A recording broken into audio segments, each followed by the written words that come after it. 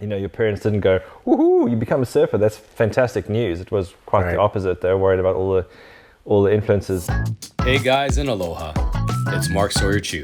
And AJ Ellerington. Together we'll be hosting the Christian Surfers Podcast, where we talk Jesus and talk with surfers that love Jesus. Tune in to hear some amazing stories. Ladies and gentlemen, friends and family, welcome to the Christian Surfers Talk Story Podcast, where we talk about Jesus and talk to people that love Jesus, especially this guy, very special guest. I think I got to put my phone on to airplane mode, right? That's all right. Let's just see who calls. Just leave that on loud, Roy, just in case it's a board member. They might want some answers right away. Yeah, well, there's one right here next to me. There you go. We'll block all the other guys. Just kidding. We love you, Roy. We love everyone involved. Thank you for being in town, in our house, in Florida, all the way from J-Bay. How many hours was it for you on this trip? 43 hours. 43 hours. That is a long mission trip. It is long, yeah. And I know you're probably jet lagged, but we thank you for making time for us. Nice shirt, by the way. It's an awesome shirt. There you go. Oh, this thing popped.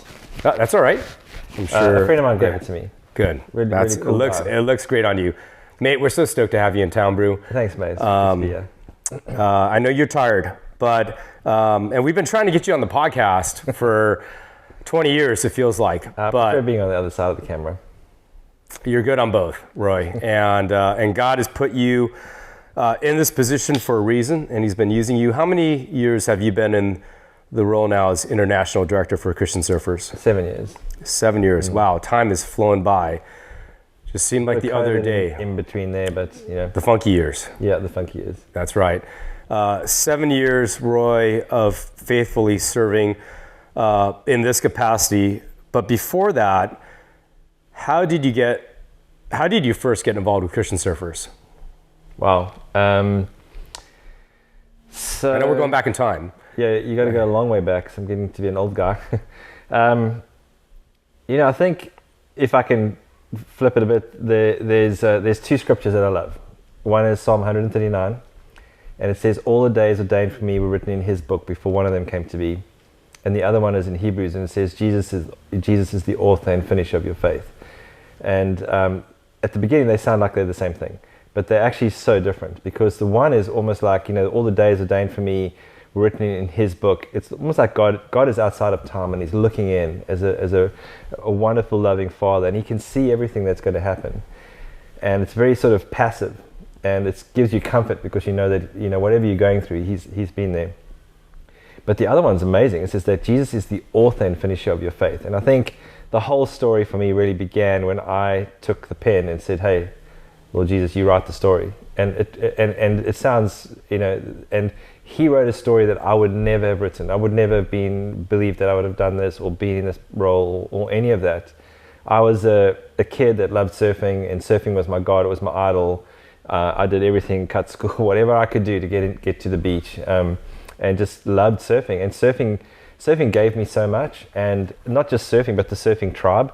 I feel like I'd found where I belonged, and it was just in an era where surfing wasn't sort of mainstream and it wasn't popular, and your parents didn't go, woohoo, you become a surfer. That's fantastic news. It was quite the opposite. They were worried about all the influences. Yet for me, as a kid that didn't really fit in school or anything like that, and really couldn't even tie my shoelaces properly, ADHD to the hilt, the whole thing. And before it was a big thing, but test case written. Yeah.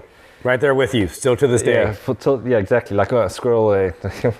But in that space, didn't really fit in there. But surfing just calmed me, and the surfers were just authentic. It was what you see is what you get. There was no sort of airs and graces, and people were trying to be something they weren't, and just loved surfing, and yet at the same time, I think that was what my life, the gravity of my life, was the central point around which my life orbited, was surfing. And God is too big to be a satellite in our world.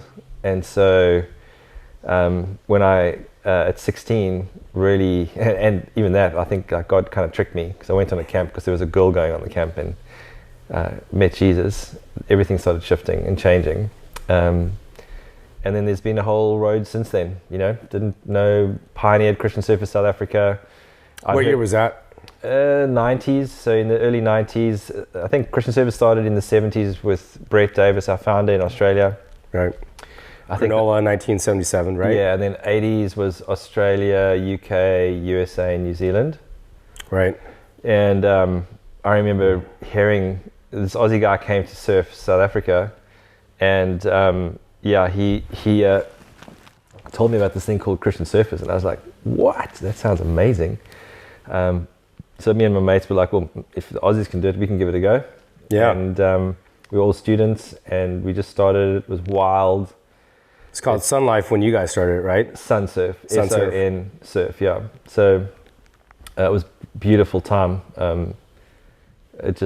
God was just doing stuff. It involved music. I think what was unique about South Africa is that there was a real creative side to it. So surfing and music, there was a band that was part of Christian Surfers. Sort of the two were not separate, and both the band was kind of like, I guess, on this in the US, Switchfoot was like that kind of band. Was that the band that Donald Brink was in?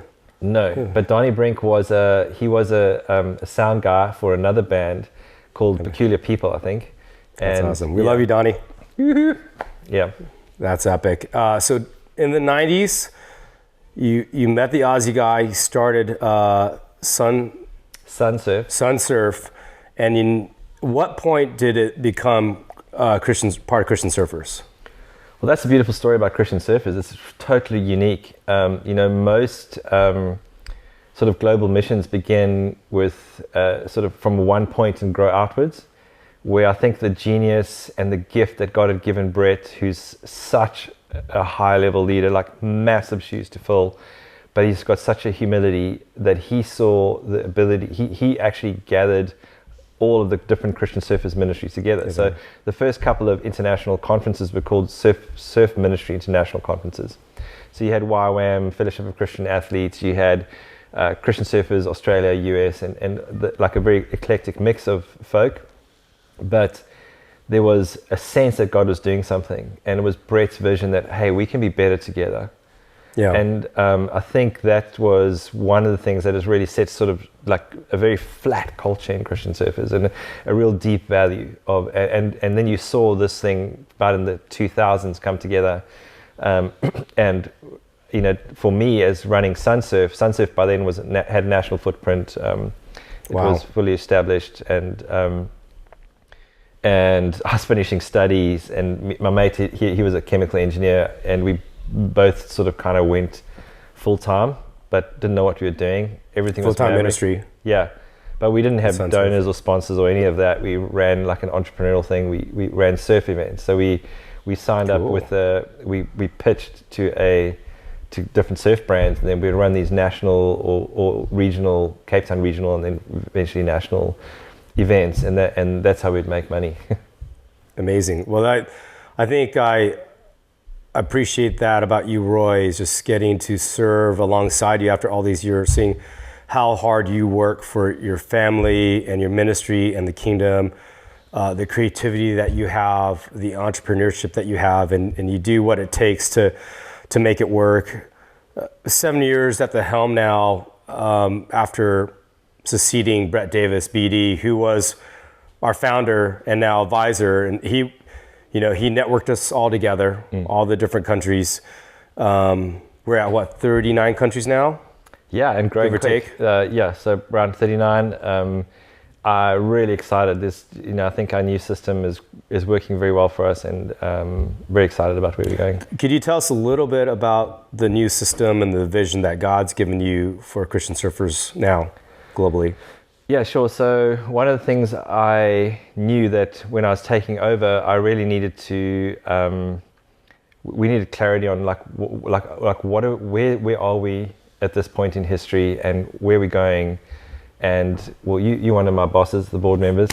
So serving you, mate. Yeah, it's a blessing. Hopefully I can serve too. So I think what we did was we got a cross section of leaders from around the world. We all met in Australia. And we really wanted to have a really diverse cross-section of our movement, leaders in a room. And we ran through incredible system called the StratOp, which stands for Strategy and Operations. and it's a contemporary of Peter Drucker designed it, a guy named George Patterson. And what it does is it kind of, you start with perspective, like what's God doing in this thing called Christian Surfers? And we spent 3 days just nutting stuff out and talking, you know. And I think what came out of that was so valuable. Like you can still see it today. So we were looking for our North Star. Like how do we bring alignment to this global movement? How do we go, this is our compass heading, that's where we're going, this is the call that God's given us. And after 3 days, we came up with a very simple mission and vision statement. And I'm not going to go into which is which, I'll just call it the purpose. So we share the good news of Jesus with surfers, our tribe. We do this together in communities of faith, and we empower others to do the same. And the reason we do this is so that every surfer, every one of our tribe members would at least have the opportunity to know and follow Jesus. And that is everyone. And so then we took an 18-month period to kind of really test, did we get it right? And there was incredible unity across the movement. Yes, this is us, every surfer and every surfing community. And that was our North Star. That's our compass heading. That's where we need to go. And then from that, you have things that kind of naturally come out of that. So what do you do where surfing and poverty intersect? Like how do you reach places where people really need a foot up, you know? And if Christian Surfers' model didn't work there, so we created an internal division of Christian Surfers called Groundswell Aid, which is now raising money. And at the moment, there's an amazing little project with Christian Surfers in Brazil have this epic, cool little crew of... The Zoe Project. The Zoe Project, yeah. This cool little crew of surfers. And they've just getting kids off the street. Yeah, exactly. Amazing. I mean, it's one of my greatest joys seeing how Groundswell Aid is impacting so many things around the world at that cross section. And growing up in Africa and seeing aid or you know, that kind of stuff done really badly. Yeah. Where it's for the person doing the aid, they want something out of it. Where the beneficiary should be the person that needs the foot up, and then also doing it in a way that's not condescending. Like it's really important to do it that way. So what Groundswell Aid does is just leverage our community, our global community, and profiles a need, and then folk donate to that need, and it's beautiful to see what we've done for over the years. Surfing communities are not all the same around the world. Often, some of the world's best surf breaks are home to the most disadvantaged communities. We believe in the power of the global surfing community to make positive long-term changes to beach communities around the world. By harnessing the resources of the international surf community, we are able to make a global impact. Using surfing as a platform to connect, Groundswell exists to meet the needs of under-resourced communities and offer tangible hope. Together, Groundswell Aid and our partner projects serve as a way to infuse love and hope within surfing communities.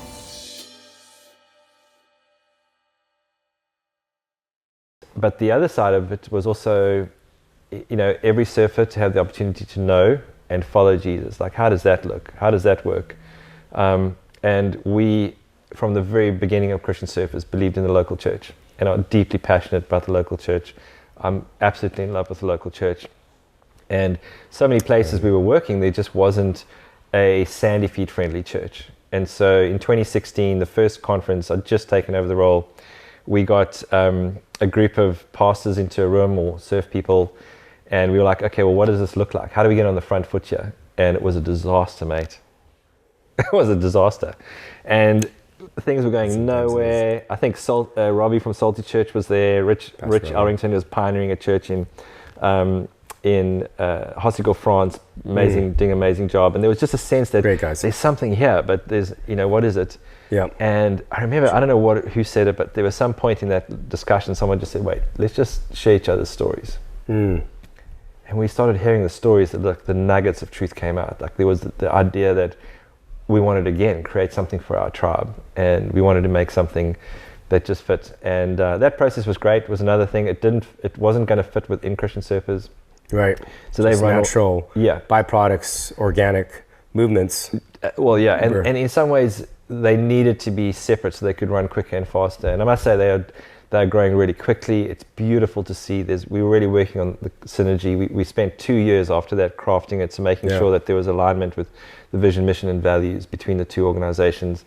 Rich is one of my best friends, and we get to partner together in an ecosystem that allows surfers from everywhere, all walks of life, to come to know and follow Jesus. Great people on board. Pastor Dennis Leon, Pure Vida Church, Costa Rica. Pastor George Hall, San Clemente, California with the Shoreline. Yeah, that's amazing. So if people wanted to check out and learn a little bit more about those other movements, surfchurchcollective.org? Surfchurchcollective.com, I think it is, or .org. It'll definitely pop up on Google. And groundswellaid.org. Groundswellaid.org. Well, Groundswell Aid's internal. It's part of Christian Surfers. It's a division of Christian Surfers. Surf Church Collective, it's its own not-for-profit and a sort of significant partner with us. Yeah.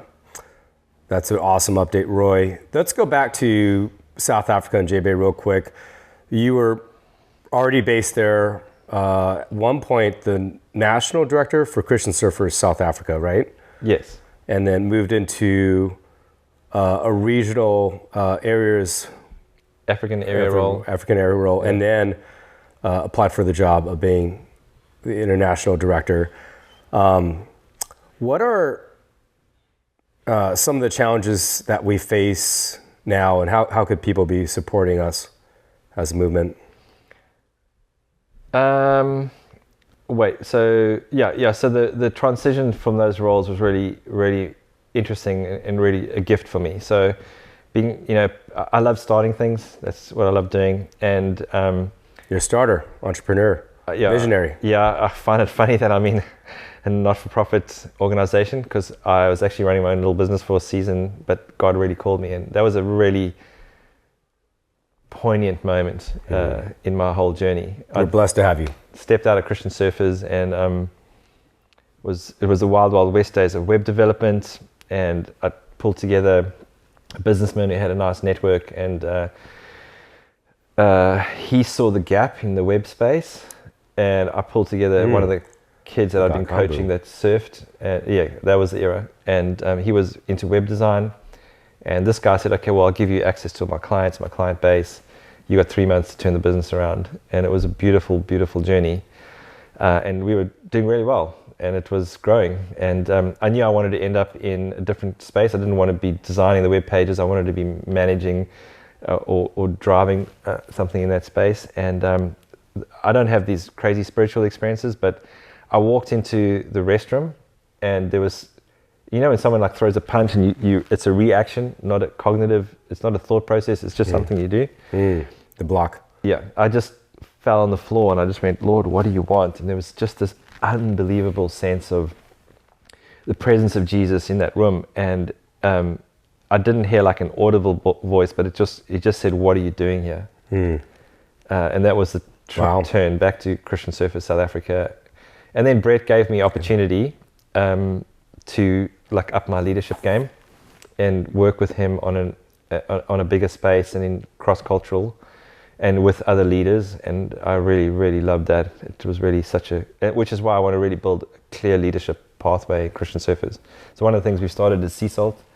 Myself and Sharon started that in 2009. What is it? What does the acronym stand for again? Christian Surfers Academy of Leadership Training. So we wanted to, I basically designed something that I'd want to go to when I was 17. Yeah. Who wouldn't? Yeah, in J-Bay, hanging out, surfing, connecting with other believers and older mentors and people that can teach you both in surfing and in your faith. And there's 3 and now. So there's one in Australia global, that's killing it, and there's one in New Zealand that's doing an amazing job. And then the South African one, which is the original one, the program that you guys started. How many kids have gone through that course? I don't know the numbers. But I do know some of the impact, which is beautiful to see.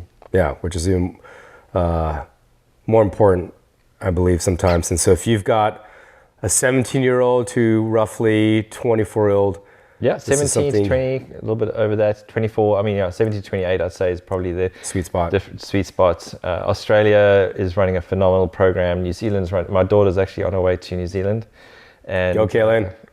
And South Africa is just a joy. There's a young couple that have taken over, and they are doing such good work. How does someone, like a parent, look into that for their child? You can go to Instagram or just christiansurfers.net and look under training, and there'll be links to the different CSALT programs there.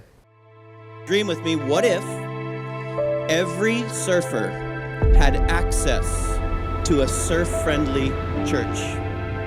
I sensed there was this wave coming. I kept bumping into Christian surfers people that were planting or involved in Sandy Feet Friendly Church. But in those places where there is no church, somebody has to step in, and we're answering that call.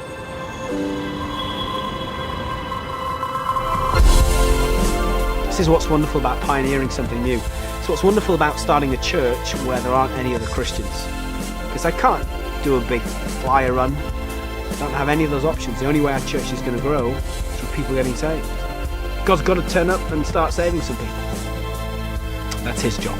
All I got to do is just be truthful to who he is, follow him.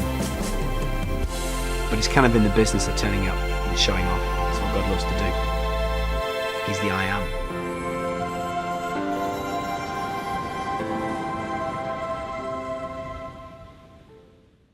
I love it. So we've talked about CSALT, Surf Church Collective, Groundswell Aid, the origins, history story of Christian surfers. There have been some other big projects you've been up to this year, such as the Surfer's Bible. What's up with that? We've had a couple of different iterations in the past, but there's a new one coming out.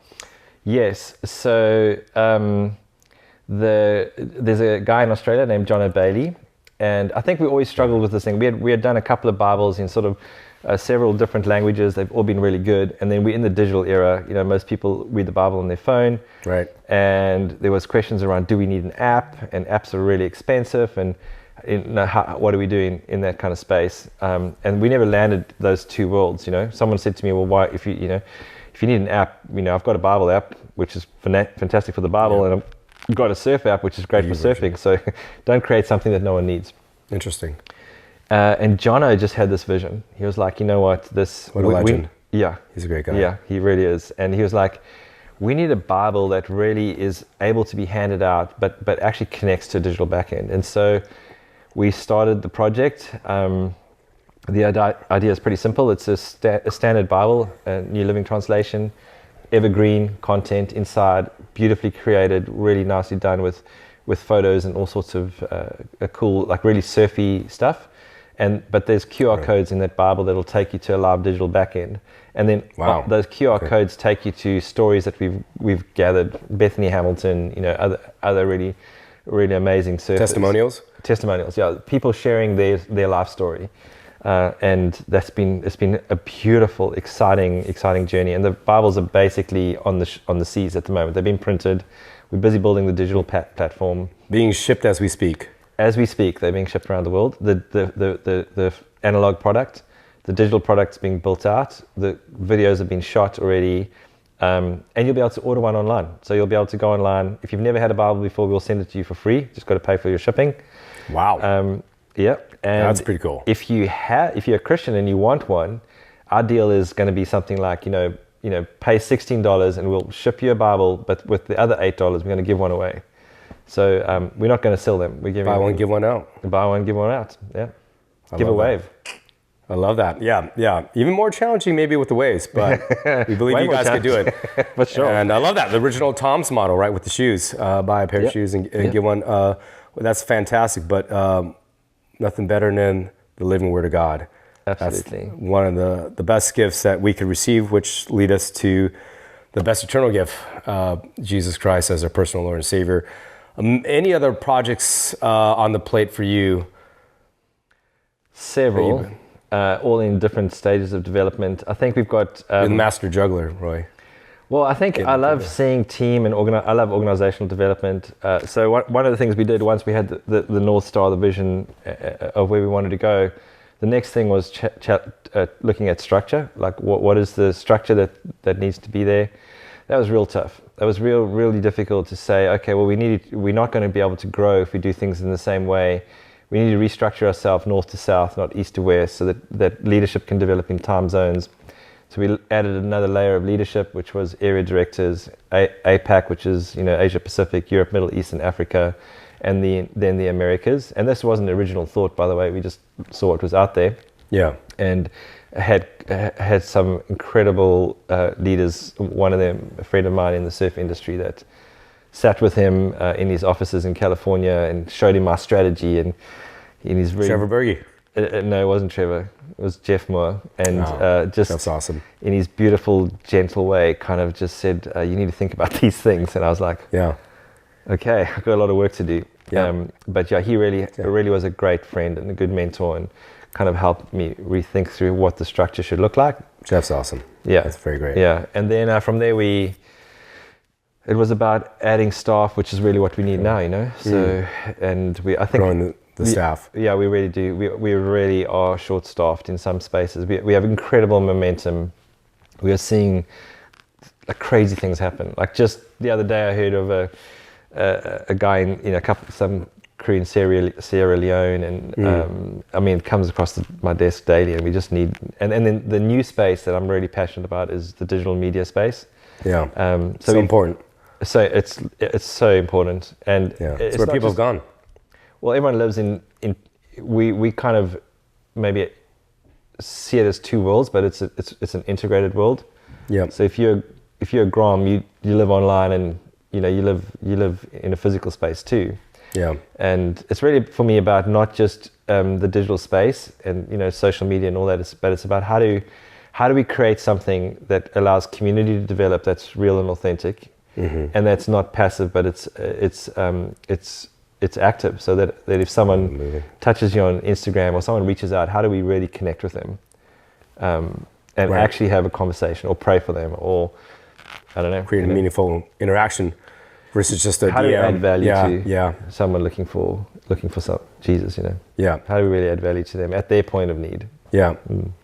That's an important resource and bandwidth that we need, and that's a lot of the relationships and conversations. That's where it starts now. Is maybe back in the day you'd write a letter to Surfer Magazine or one of the surf mags that was around, and now it's a DM on Instagram, and be able to get to all those messages and the people that are reaching out that are want to learn about Christian surfers, or want to learn about Jesus, or two want to get involved and served and get plugged in.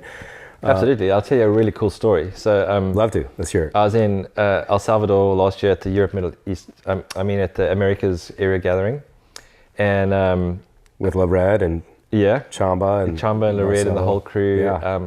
And I was surfing Punta Rocos and Epic Wave, and I'd borrowed this like long sleeve rash vest from Rich, the surf church guy with the hood. Oh wow! And I got drilled on a wave and like wrapped up my mouth. I thought I was going to drown. So I was like, no, I'm not doing that. So I came in, swapped, and took a Christian Surfers t-shirt and just pedaled out. This guy started waving at me, and I was like, geez, I hope I didn't drop in on him. And like, and he pedaled up to me and he said, oh, I love Christian Surfers. I'm like, hey, he was. I can't speak Spanish. I know you can, but he only Spanglish. So, yeah. No. So anyway, we started like kind of conversing, and just from the t-shirt. Yeah. So I was like, well, how do you know Christian Surfers? And he goes, no, I follow you on Instagram. It's like, that's amazing. I said, where are you from? He goes, Colombia. And literally the night before, we had a young couple that were heading back to Colombia that we were praying for. There's no Christian surfers in Colombia, and we were like, Lord, how do we get something going in Colombia? And I realized, wow, the world's way more connected than we think it is. Yeah. And how do we use this medium to really connect and add value to those surfers? And so there's all sorts of stuff that we're working on. We've done Bible reading plans on YouVersion. So if you're on the YouVersion Bible app, you just search for Christian surfers, and there'll be surfer reading plans. Surfers love Psalms. Surfers love Psalms. Check it out. Purpose. That's an awesome collaboration with them. Renata, Dave, leaders down in El Salvador, doing an amazing job. That's a super cool story, Roy. How can people be praying for you now, personally, for you and your family, and supporting you guys, and as a ministry? Hey, look, I love my town. I live in a beautiful, beautiful town, one traffic light. I love it. I love its people. Still one traffic light? Still one traffic light. Even after lots of roundabouts. But much better flow. It's just a really cool space, and I'm very thankful to God for that. You can pray for my country. It's going through a really challenging political space and time. Sometimes that makes me feel a little insecure about what it looks like and what the future holds.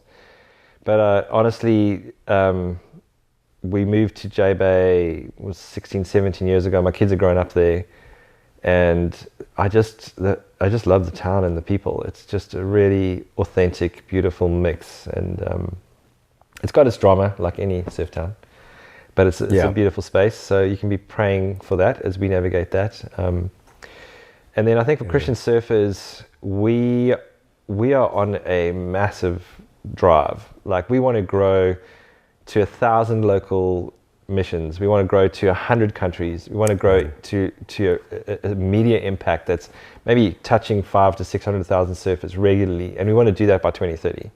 So to do that, we need resources, primarily human resources. We need, like right now, we need someone who really understands databases. We're building the system. So you kind of go from vision and strategy, you get alignment around that. Then you go to structure. What is the form that this needs to take? And once you got that, you start putting in the systems that are going to support that. And that's the place that we're at the moment. Okay. But we need human resources. We need somebody to get on board in terms of technology. That's a big need at the moment. We desperately need somebody in terms of like your PR space, language and writing and that. And we're doing great strides there, but we just can't keep up. And then we need junior folk that'll come alongside and maybe, come to J-Bay for 3 months and help out with everything. And then obviously with that, we need to raise the bar financially. So we really do want to reach every surfer and every surfing community in a way that really impacts them, that adds value to them, and that, because I think that's what Jesus did, right? He came in a very unpretentious way, in a very real way, and he changed my life. I mean, going back to that story, I remember at 16 going, I have nothing to give you. Like I'm nothing at school. I'm the kid my hair was bleached brown, my nose was brown, my eyes were always bloodshot from surfing and looking in the sun every day. So everyone just thought I was stoned. I did cut school a lot and all those other things that you probably shouldn't be doing. But when he rocked up, I remember going, I got nothing. I have nothing. And he took a chance on me, And we need to take a chance on the next generation. That's right. Yeah. I love that, Roy.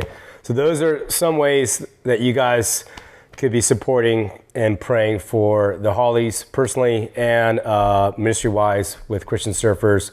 What are some ways that people could follow us? Maybe sign up for our email newsletters or even your personal support one.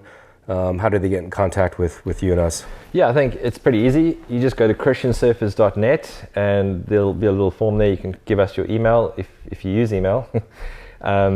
And that'll kick you into our news cycle, which we're really working on. We're really excited about that. We've mapped that out and we've got some really cool things coming up there.